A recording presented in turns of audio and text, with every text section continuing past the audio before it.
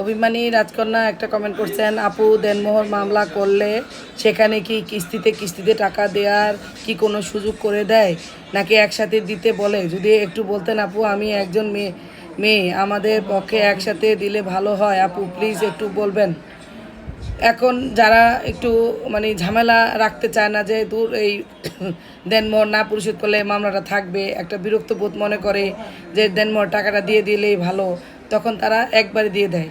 আর যারা একটু একটু টাকা পয়সা নাই, ঝামেলা করতে চায়, তারা লেনদি করতে চায়, দেখা গেছে আপনার 2 লাখ টাকার মামলা সে 4টা কিস্তিতে দিতে চাইবে বা 3টা কিস্তিতে, তারা তো চাইবে অনেক কিস্তিতে দেওয়ার জন্য, কিন্তু আদালত 4টার বেশি নেবে না, 50-এর নিচে নেবে না, এরকম হয়।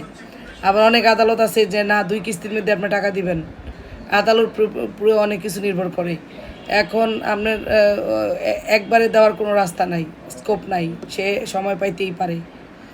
এখন তার টাকা পয়সা কেমন, দেওয়ার অ্যাবিলিটি আছে কি না, যদি থাকে তখন আদালতকে বলবেন, দিয়ে দিবে। আর যদি অ্যাবিলিটি না থাকে সেক্ষেত্রে সে একটু কনসিডার পাইতেই পারে। আদালতকে বললে আদালত হয়তো 2, 3, 4 কিস্তি দিবে, এর বেশি না।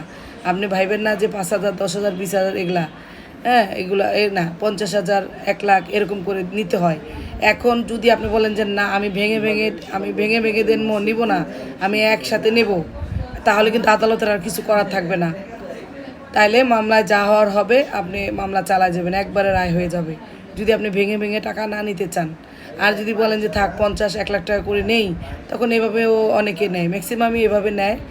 আবার দেখা গেছে যারা না নেয় তারা 3-4 তারিখ পর্যন্ত কষ্ট করে, এরপর তো রায় হয়ে যায়।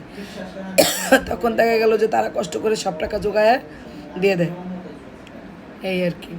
আশা রাখি বুঝতে পারছেন। ধন্যবাদ।